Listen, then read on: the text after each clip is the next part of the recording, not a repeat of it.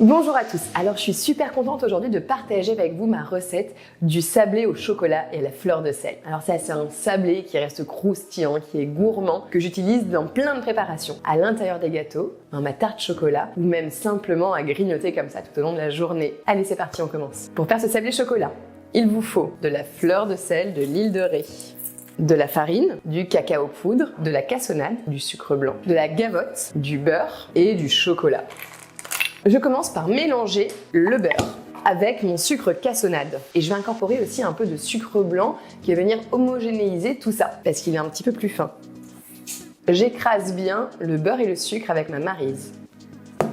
Une fois que j'ai obtenu un beau mélange crémeux comme ça, je peux ajouter de la farine et le cacao poudre. Et maintenant, il y a quelque chose que j'aime bien faire, c'est mélanger à la main. Ne vous inquiétez pas, ça va être sec pendant un moment, et puis tout d'un coup, le beurre va venir absorber les matières sèches et on va avoir une pâte un petit peu comme ça.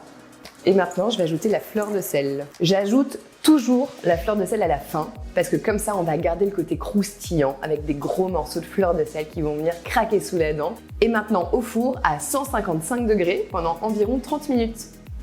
Et voilà, mon sablé est cuit. Maintenant, on va passer au reconstitué. Donc là, je hache grossièrement mes petits morceaux de sablé.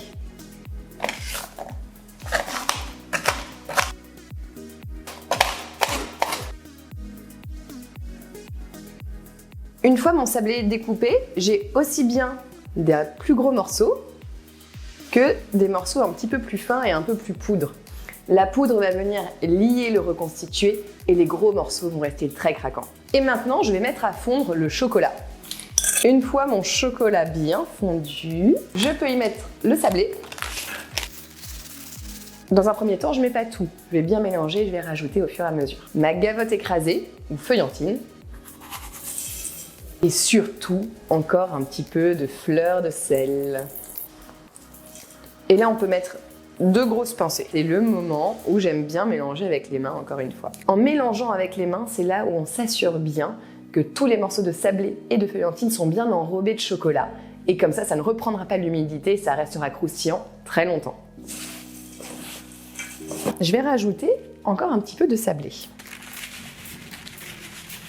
Et une fois que j'ai un mélange bien homogène et que le chocolat a recouvert toute la gavotte et tout le sablé, ça veut dire que c'est bon.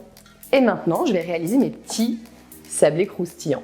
Je fais des petits tas, pas trop gros, mais bien collés. Et si vous avez des petits emporte-pièces en forme de cœur, en forme de fleur ou en forme de ce que vous voulez, eh bien n'hésitez pas à leur donner des petites formes.